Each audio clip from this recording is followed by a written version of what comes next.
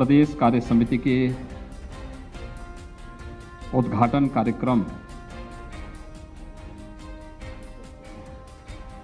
में आज मंच पर उपस्थित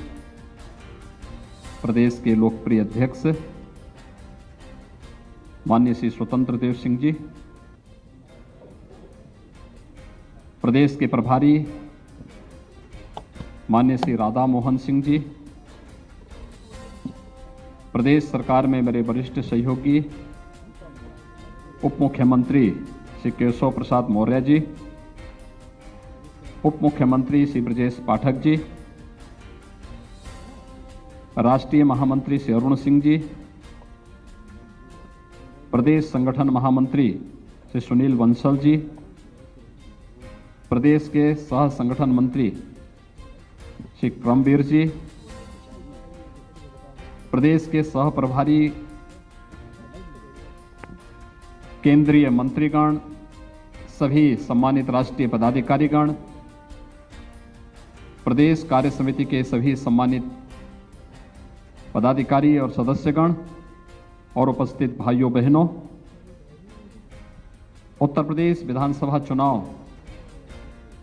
के ऐतिहासिक सफलता के बाद जुलाई 2021 के बाद हम सब सामूहिक रूप से एक साथ यहाँ पर एकत्र होकर के मिलन के इस कार्यक्रम में मैं आप सबका हृदय से स्वागत करता हूँ, आप सबका हृदय से अभिनंदन करता हूँ। आप सबके परिश्रम से आदरणीय प्रधानमंत्री जी के नेतृत्व, आदरणीय राष्ट्रीय अध्यक्ष जी के नेतृत्व और मार्गदर्शन में, केंद्रीय नेताओं के योग्य नेतृत्व, मार्गदर्शन और सहयोग से भारतीय जनता पार्टी ने तमाम मिथकों को, तमाम षड्यंत्रों को धूल दूषरित करते हुए 37 वर्ष के बाद उत्तर प्रदेश में फिर से सरकार बनाने में सफलता प्राप्त की है। जो सरकार अपना कार्यकाल कुशलतापूर्वक पूर्ण की हो और फिर से सरकार बनाई हो, उत्तर प्रदेश में 37 वर्ष के बाद इस प्रकार का अवसर आया है। मैं इसके लिए आप सभी भारतीय जनता पार्टी के प्रदेश कार्य समिति के सभी सम्मानित पदाधिकारी, सदस्यों और भारतीय जनता पार्टी के उन लाखों कार्यकर्ताओं को हृदय से अभिनंदन करता हूं, हृदय से बधाई देता हूं और अपनी शुभकामनाएं भी देता हूं। मित्रों, हम सब ऐसे अवसर पर यहां एकत्र हो रहे हैं जब आदरणीय प्रधानमंत्री जी के नेतृत्व में एक नए भारत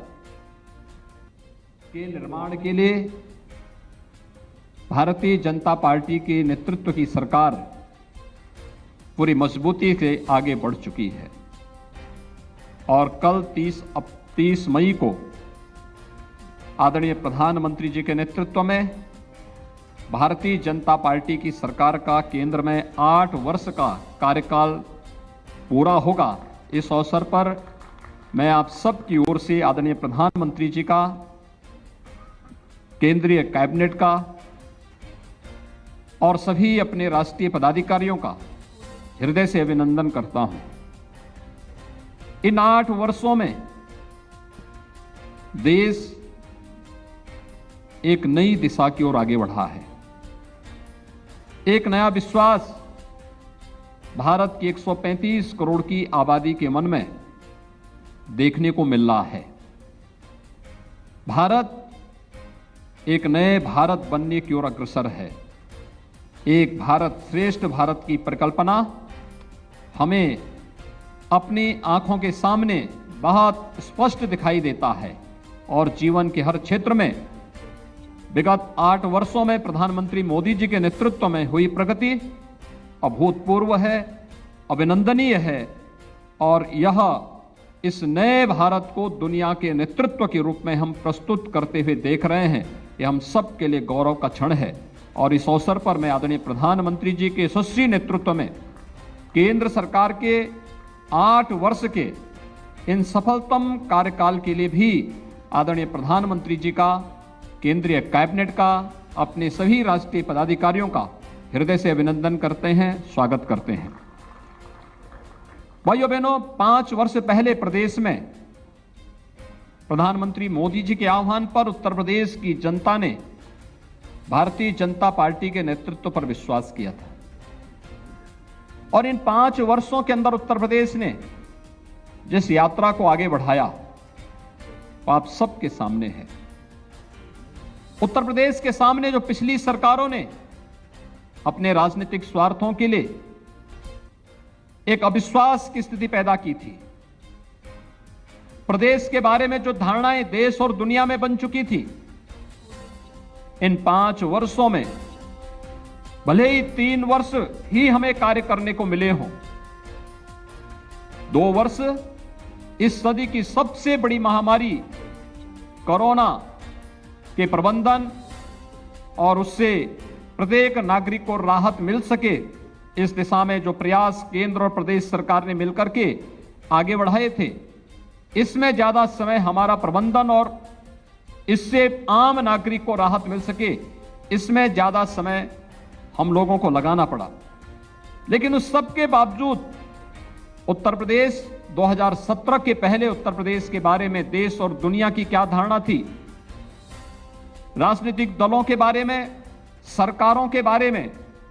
उत्तर प्रदेश की जनता की क्या धारणा थी, और जब 2022 में विधानसभा के चुनाव सकुशल संपन्न होने के बाद फिर से प्रदेश में भारतीय जनता पार्टी के नेतृत्व की सरकार बनी है, उस समय तक जनता के मन में राजनीतिक दल और सरकारों के बारे में क्या धारणा होनी चाहिए, यह भी आप सबके सामने है।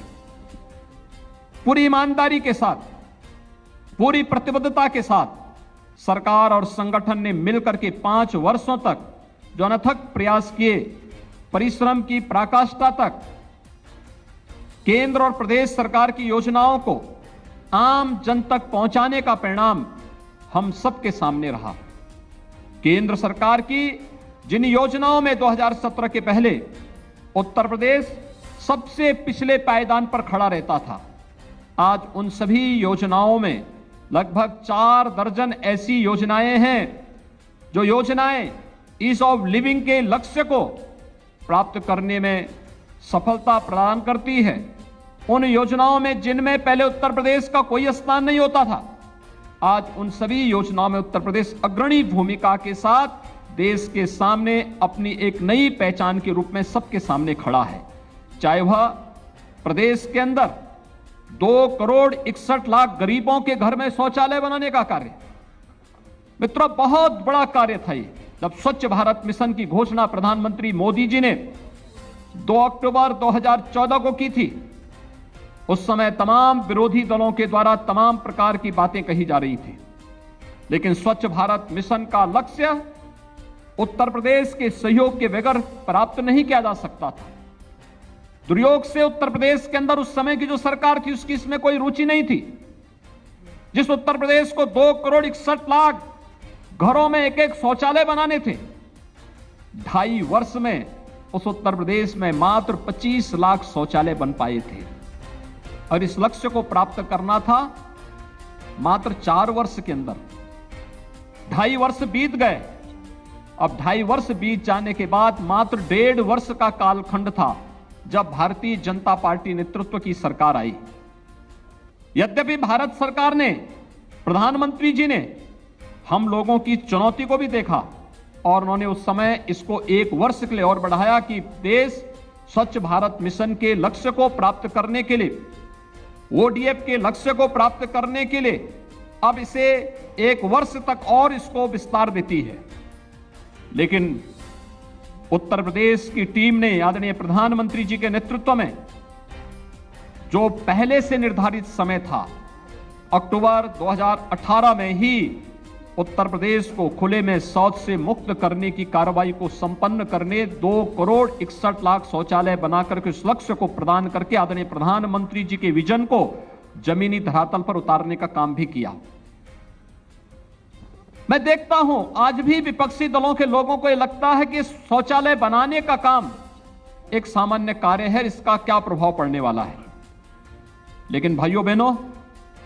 यह एक बहुत यानी पूरे भारत की तस्वीर को बदलने वाला कार्यक्रम है। कार्यक्रम इस रूप में 2014 के पहले अगर आप उत्तर प्रदेश के अंदर गांवों में जाते थे,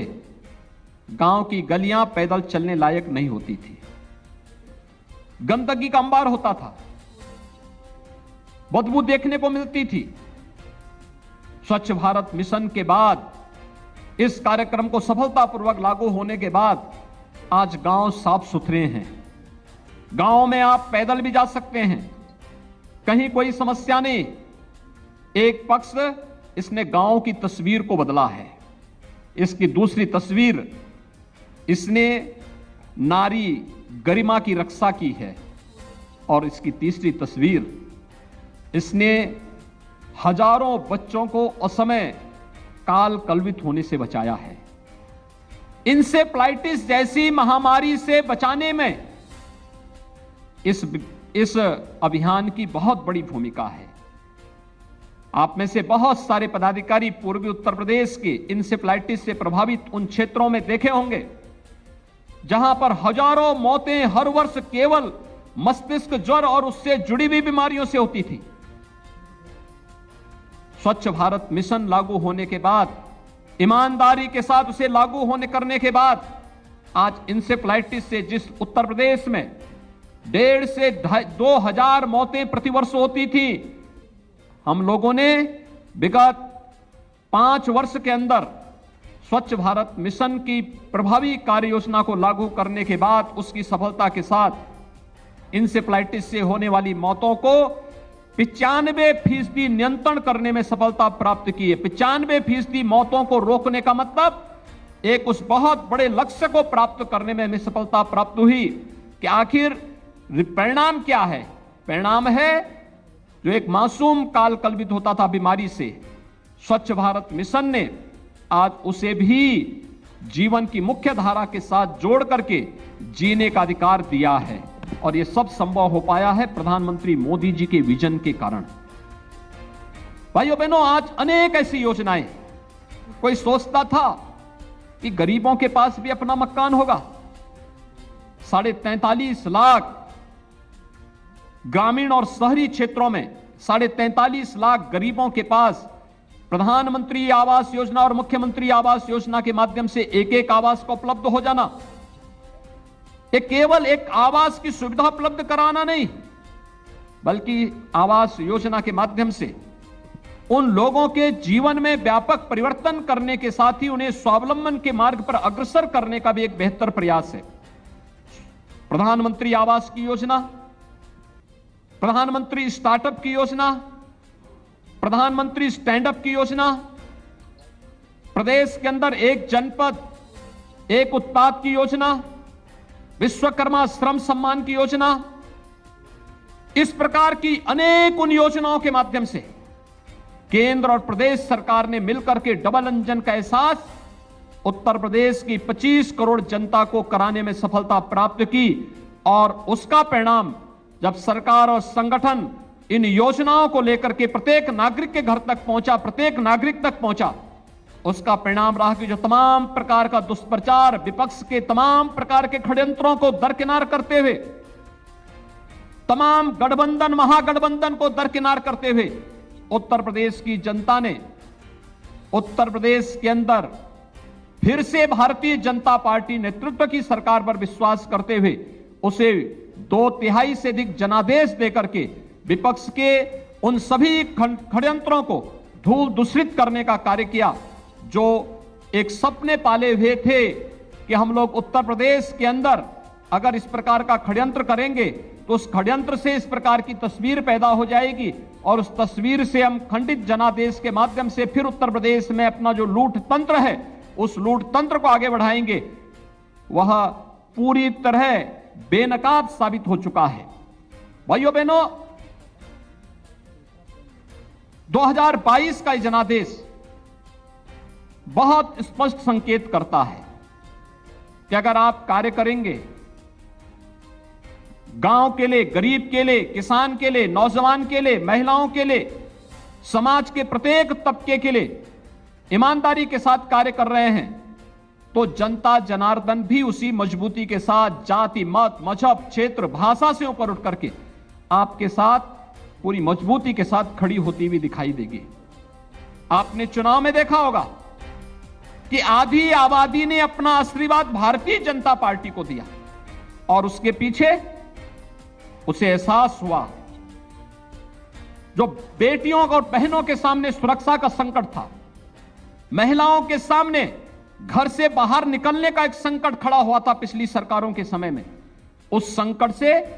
सरकार ने मजबूती के साथ उस प्रकार के कार्यक्रमों को लागू करने के बाद प्रदेश में जो लागू किया उसके परिणाम देखने को प्राप्त हुए। कोरोना कालखंड में, संकट के उस दौर में हर नागरिक के साथ कैसे खड़ा होना है, सुख दुख में कैसे सहभागी बना जा सकता है, जीवन और जीविका के बीच में संतुलन बनाने का कार्यक्रम कैसे आगे बढ़ सकता है, ये सभी कार्यक्रम उस कालखंड में जिस प्रभावी तरीके से लागू करने के प्रयास हुए, स्वाभाविक रूप से आधी आबादी ने उन सभी जो मिथक थे, जो तमाम प्रकार के षड्यंत्र थे, उसे दरकिनार करते हुए भारतीय जनता पार्टी नेतृत्व पर विश्वास किया और भारतीय जनता पार्टी के प्रत्याशियों को भारी बहुमत से विजयी बनाने में अपना योगदान दिया। और मित्रों, ये कार्यक्रम अनवरत रूप से आगे बढ़ सके, आज ये हम सबके सामने एक नई चुनौती होगी, क्योंकि यह तो एक निरंतर चलने वाली प्रक्रिया का हिस्सा है। उत्तर प्रदेश में नई सरकार का गठन हो चुका है। नई सरकार के गठन के साथ प्रदेश में नया बजट भी आ गया है। आपने देखा होगा कि सरकार का गठन पूर्ण बहुमत के साथ विधानसभा में 2/3 से अधिक बहुमत के साथ भारतीय जनता पार्टी की सरकार बनी। पहली बार हो रहा है जब भारतीय जनता पार्टी को विधान परिषद में भी पूर्ण बहुमत प्राप्त हुआ है और 2/3 से अधिक बहुमत भारतीय जनता पार्टी के पास। सामान्य कार्यकर्ता भी आज विधान परिषद में भारतीय जनता पार्टी का प्रतिनिधित्व करता हुआ दिखाई देता है। दोनों सदन में भारतीय जनता पार्टी के पास पूर्ण बहुमत हो, यह पहली बार उत्तर प्रदेश के अंदर देखने को मिला है। और यह मैं उत्तर प्रदेश के उन लाखों कार्यकर्ताओं के विश्वास के प्रति हृदय से धन्यवाद देता हूं, जिन्होंने इस पूरी प्रक्रिया के साथ, पूरी मजबूती के साथ जुड़ करके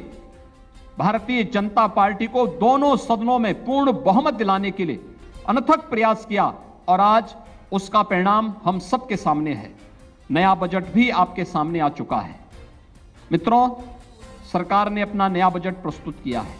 नई सरकार का नया बजट लोक कल्याण संकल्प पत्र, जिसके आधार पर हम लोग प्रधानमंत्री मोदी जी के मार्गदर्शन और नेतृत्व में, आदरणीय राष्ट्रीय अध्यक्ष जी के नेतृत्व में जनता जनार्दन की अदालत में गए थे। 130 संकल्पों के साथ हम आगे बढ़े थे। पहले ही बजट में 97 संकल्पों को पूरा करने के साथ सरकार उसके लिए 54,000 करोड़ रुपए से अधिक की धनराशि की व्यवस्था भी बजट में प्रावधान कर चुकी है कि इन सभी संकल्पों को बिना कोई विकल्प दिए हुए उन्हें अक्षरशः पूरा करना है और उसे अक्षरशः पूरा करने के लिए पूरी प्रतिबद्धता के साथ सरकार कार्य करते हुए दिखाई दे रही है। वे संकल्प जमीनी धरातल पर भी कार्य करते हुए दिखाई दें। हर परिवार के एक नौजवान को नौकरी, रोजगार या स्वतः रोजगार के साथ जोड़ने के लिए परिवार कार्ड की प्रक्रिया कैसे बननी है, हर परिवार के पास अपना एक स्पेशल कार्ड हो और उस कार्ड के माध्यम से उस परिवार को मिलने वाली केंद्र और प्रदेश सरकार की योजनाओं का लाभ के साथ साथ उन्हें कौन सा रोजगार और नौकरी मिली है, इस प्रक्रिया को भी हम लोग तकनीक के माध्यम के साथ जोड़ते हुए हर एक परिवार के एक सदस्य को नौकरी, रोजगार अथवा स्वतः रोजगार के साथ जोड़ने की प्रक्रिया के साथ भी प्रदेश सरकार ने इस पर अपना कार्य प्रारंभ कर दिया है। और मित्रों, यही नहीं, अभी 3 जून को उत्तर प्रदेश के अंदर 75,000 करोड़ रुपए से अधिक की परियोजनाओं का प्रधानमंत्री मोदी जी के माध्यम से निवेश को जमीनी धरातल पर उतारने के एक बड़े कार्यक्रम का शुभारंभ करने के लिए आदरणीय प्रधानमंत्री जी का मार्गदर्शन प्रदेश की राजधानी लखनऊ में ही प्राप्त हो रहा है। ये 75,000 करोड़ रुपए का मतलब एक सामान्य राशि नहीं, बल्कि ये निवेश हजारों नौजवानों के लिए नौकरी और रोजगार लेकर के भी प्रदेश के अंदर लेकर के आएगा। इस विश्वास के साथ इस कार्यक्रम को आगे बढ़ाने की प्रक्रिया को भी हम लोगों ने जमीनी धरातल पर उतारने की पूरी तैयारी अपनी यहां पर कर ली है। प्रदेश की वन डिस्ट्रिक्ट वन प्रोडक्ट की योजना ने आज उत्तर प्रदेश को एक्सपोर्ट के एक हब के रूप में स्थापित किया है। 1,56,000 करोड़ रुपए से अधिक की एक्सपोर्ट आज के दिन पर उत्तर प्रदेश के अपने परंपरागत उत्पादों के माध्यम से कर रहा है। आज उत्तर प्रदेश देश के अंदर इलेक्ट्रॉनिक मैन्युफैक्चरिंग के सबसे बड़े हब के रूप में स्थापित हो रहा है। कोरोना कालखंड में भी जीवन और जीविका को बचाने के साथ उत्तर प्रदेश के अंदर हम लोग नए निवेश की संभावनाओं को आगे बढ़ा सकें। देश का पहला डिस्प्ले यूनिट हम लोग उत्तर प्रदेश के अंदर चीन से लेकर के आए कि चीन में जो था पहले, लेकिन चीन के प्रति दुनिया के अविश्वास का परिणाम आज वहां से निवेश उठ करके दुनिया की तरफ जब भाग रहा है, तो उसमें से देश की पहले डिस्प्ले यूनिट को उत्तर प्रदेश के अंदर ला करके हम लोगों ने सफलतापूर्वक उससे प्रोडक्शन भी अपना प्रारंभ कर दिया है कि अब चीन दुनिया के अंदर निवेश के सबसे बेहतर डेस्टिनेशन के रूप में नहीं, बल्कि दुनिया के अंदर भारत निवेश का सबसे अच्छा डेस्टिनेशन होगा। ये प्रधानमंत्री मोदी जी के नेतृत्व में साकार हुआ है और उत्तर प्रदेश भारत के अंदर निवेश का सबसे बड़ा डेस्टिनेशन होगा। यह उत्तर प्रदेश आज इस दिशा में कार्य करता हुआ दिखाई दे रहा है। मित्रों, बहुत सारे कार्यक्रमों को इस दौरान आगे बढ़ाने का कार्य हुआ है। उत्तर प्रदेश की अर्थव्यवस्था को एक नई दिशा देने के कार्यक्रम को भी आगे बढ़ाने का बेहतर प्रयास हुआ है। हम सब जानते हैं उत्तर प्रदेश 1947 में उत्तर प्रदेश की स्थिति क्या थी। 1947 में नेशनल एवरेज के बराबर उत्तर प्रदेश की प्रति व्यक्ति आय भी थी, लेकिन धीरे धीरे करके राजनीतिक संक्रमण का ऐसा दौर उत्तर प्रदेश के अंदर देखने को मिला, जिसने उत्तर प्रदेश के नौजवानों को उत्तर प्रदेश से पलायन करने के लिए मजबूर कर दिया। उत्तर प्रदेश में गरीबी आने लग गई,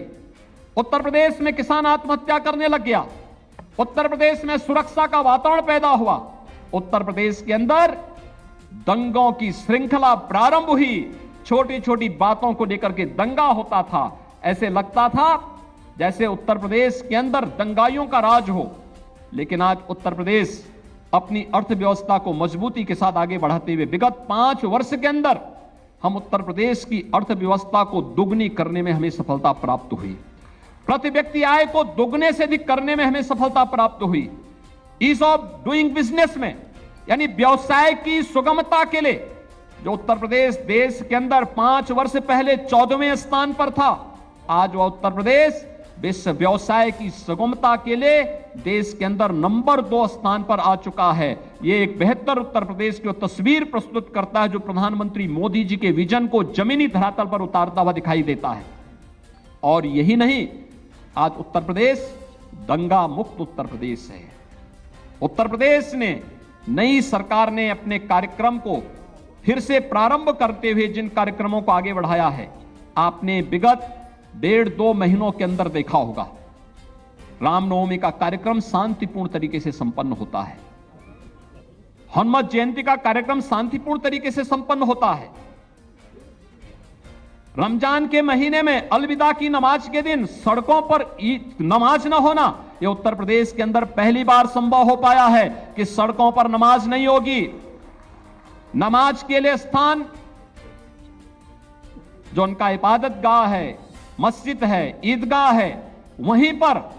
धार्मिक कार्यक्रम या मजहबी कार्यक्रम हो पाएंगे, सड़कों पर नहीं होंगे। और इसके साथ ही आपने ये भी देखा होगा कि जो अनावश्यक शोरगुल था, उस शोरगुल से कैसे मुक्ति मिलती है, कैसे 70,000 से अधिक माइक जो धर्मस्थलों पर लग करके पहले तमाम लोगों को परेशान करते थे, कोई बुजुर्ग है, कोई बीमार है, कोई नवजात शिशु है, और लगभग 60,000 माइक की आवाज परिसर तक सीमित हो जाना, यह अपने आप में एक ऐसा उदाहरण है जिसे लेकर के लोग मानते हैं कि वास्तव में जिन बातों को लेकर के, छोटी छोटी बातों को लेकर के दंगा होता था, माइक कभी दंगा का कारण बनता था, माइक कभी अराजकता का कारण बनता था, माइक कभी दो पक्षों में आपसी तनाव का कारण बनता था। आज उत्तर प्रदेश के अंदर स्वतः स्फूर्त भाव के साथ ही उतरते हुए दिखाई देते हैं और लोगों के मन में एक नए विश्वास को जागृत करते हुए दिखाई देते हैं। और इस विश्वास को आगे बढ़ाने के लिए कि नए भारत का नया उत्तर प्रदेश तैयार है, जो एक मजबूती के साथ अपनी एक नई पहचान देने के लिए देश और दुनिया के सामने प्रस्तुत है। उस विश्वास के साथ आज हम आगे बढ़ रहे हैं। उस विश्वास को आगे बढ़ाने की ही प्रक्रिया है। जब कल आदरणीय प्रधानमंत्री जी के नेतृत्व में केंद्र सरकार के 8 वर्ष के सफलतम कार्यकाल को हम जन जन तक पहुंचाने के कार्यक्रम का हिस्सा बन सकें, उस अभियान को आगे बढ़ा सकें। और उस अभियान को आगे बढ़ाने के लिए, क्योंकि जितने भी कार्यक्रम प्रधानमंत्री मोदी जी ने विगत 8 वर्ष के अंदर, चाहे वह इंफ्रास्ट्रक्चर डेवलपमेंट के हो, गरीब कल्याण से जुड़े हुए योजनाएं हो, युवाओं से संबंधित हो, महिलाओं के कल्याण से संबंधित हो, या फिर समाज के विभिन्न तबके के हितों के लिए किए जाने वाले कार्यक्रम हो, ये सभी कार्यक्रम इस बात को प्रदर्शित करते हैं और सभी योजनाएं प्रत्येक नागरिक को स्वावलंबन की दिशा में अग्रसर करने के एक बृहद अभियान का हिस्सा है। और उस बृहद अभियान के हिस्से बनने के लिए ही आज हम सबको मिलकर के इस कार्यक्रम को आगे बढ़ाना होगा। और 8 वर्ष के इन कार्यक्रमों को लेकर के जन जन तक पहुंचाने का एक कार्यक्रम हम केंद्र सरकार की उपलब्धियों के साथ साथ केंद्र और राज्य सरकार के द्वारा अपने इस कार्यकाल के दौरान जो कुछ भी प्रदेश की 25 करोड़ जनता के जीवन में व्यापक परिवर्तन करने के लिए किया है, उस परिवर्तन को हम नए सिरे से आगे बढ़ा सकें। मित्रों, विगत कार्य समिति के बाद आपने काशी में काशी विश्वनाथ धाम के भव्य उद्घाटन के कार्यक्रम को भी अपनी आंखों से देखा होगा। अयोध्या में भगवान श्री राम के भव्य मंदिर निर्माण के बाद अब काशी ने जो अंगड़ाई ली है वो हम सबके सामने है। काशी में काशी विश्वनाथ धाम का भव्य उद्घाटन होने के बाद प्रतिदिन 1 लाख श्रद्धालु काशी विश्वनाथ धाम के दर्शन करने के लिए काशी में आ रहा है। और काशी आदरणीय प्रधानमंत्री जी के विजन के अनुरूप अपने नाम को सार्थक कर रहा है। आज काशी उस दिशा में आगे बढ़ चुका है। मथुरा, वृंदावन, विंध्यवासिनी धाम, नेमिष धाम, सुख तीर्थ, वे सभी तीर्थ एक बार फिर से एक नई अगड़ाई लेते हुए दिखाई दे रहे हैं। और उन स्थितियों में हम सबको आगे बढ़ना होगा। साथ साथ मैं आप सबका आह्वान करूंगा, कार्य समिति के माध्यम से अब इस संकल्प को लेकर के चले। 2024 के चुनाव की भावभूमि अभी से हमें तैयार करनी होगी। अगर जनता जनार्दन ने हम सबको कोरोना कालखंड में किए गए परिश्रम, किए गए कार्य, सेवाई संगठन के इस लक्ष्य को प्रदान करने में हमें सफलता प्रदान की, तो साथ साथ केंद्र और प्रदेश सरकार की उपलब्धियों को जन जन तक पहुंचाने का परिणाम चुनाव में हमारे सामने आया है। लेकिन हमें अभी 2024 के लिए अपने आप को अभी से तैयारी करके आगे बढ़ना होगा। और 2024 के लोकसभा चुनाव में प्रधानमंत्री मोदी जी के नेतृत्व में एक बार फिर से हमें साबित करना है, उत्तर प्रदेश 75 सीटों का लक्ष्य लेकर के अभी से आगे बढ़े कि उत्तर प्रदेश में 75 सीटें उत्तर प्रदेश की जनता जनार्दन भारतीय जनता पार्टी के नेतृत्व में चुनाव जिता करके भेजेगी। इस लक्ष्य को लेकर के हम सब कार्य करेंगे और मुझे लगता है कि वह आप सभी कार्यकर्ताओं के नेतृत्व में परिश्रम से एक बार फिर से साकार होगा, क्योंकि यही तो भारतीय जनता पार्टी है जिसके बारे में हमेशा लोग इसी बात की चर्चा करते हैं। और अटल जी ने ठीक कहा, एक कार्य समिति उस विश्वास के साथ आगे बढ़ेगी। सरदेव अटल जी ने यही बात कही थी मित्रों, जिन्होंने कहा था कि इसके लिए हमें केंद्र और प्रदेश सरकार की उन उपलब्धियों को लेकर के घर घर जाना पड़ेगा, गांव-गांव जाना पड़ेगा, एक एक व्यक्ति को अपने साथ जोड़ना पड़ेगा, एक विराटता के लक्ष्य को प्राप्त करने की दिशा में अग्रसर होना पड़ेगा, एक साथ मिलकर के चलना होगा। और उसके लिए, उस विराटता को अंगीकार करने के लिए हम सबका संकल्प होना चाहिए, जो सरदेव अटल जी ने हम सबको दिया था कि छोटे मन से कोई बड़ा नहीं होता और टूटे मन से कोई खड़ा नहीं होता। उस संकल्प को लेकर के हम लोग प्रधानमंत्री मोदी जी के नेतृत्व में विगत 8 वर्ष के अंदर बदलते हुए भारत की इस तस्वीर को देख रहे हैं। एक भारत श्रेष्ठ भारत की परिकल्पना को साकार होते हुए हमने देखा है। दुनिया को नेतृत्व देने वाले भारत के रूप में आज हम प्रधानमंत्री जी का नेतृत्व देख रहे हैं और यह कार्य समिति 2024 के इन संकल्पों को साकार करती हुई दिखाई देगी। इस विश्वास के साथ मैं एक बार फिर से उत्तर प्रदेश विधानसभा की ऐतिहासिक सफलता के लिए आदरणीय प्रधानमंत्री जी का, आदरणीय राष्ट्रीय अध्यक्ष जी का, अपने केंद्रीय नेतृत्व का, प्रदेश के अपने सभी पदाधिकारियों का और उत्तर प्रदेश के सभी कोटि कोटि कार्यकर्ताओं का हृदय से अभिनंदन करते हुए उन्हें इस अवसर पर हृदय से बधाई भी देता हूं, अपनी शुभकामनाएं भी देता हूं और विश्वास व्यक्त करता हूं कि हमारी ये कार्य समिति 2024 के रोड मैप के साथ अगले 15 दिन का जो कार्यक्रम 8 वर्ष के कार्यक्रमों को लेकर के आगे बढ़ेगा उसे पूरा करने में हम सफल होंगे। इस पूरे अभियान के प्रति मेरी पूरी शुभकामनाएं हैं। आप सबके प्रति कदम से कदम मिला करके पूरी सरकार आपके साथ खड़ी होगी। बहुत बहुत धन्यवाद। जय हिंद।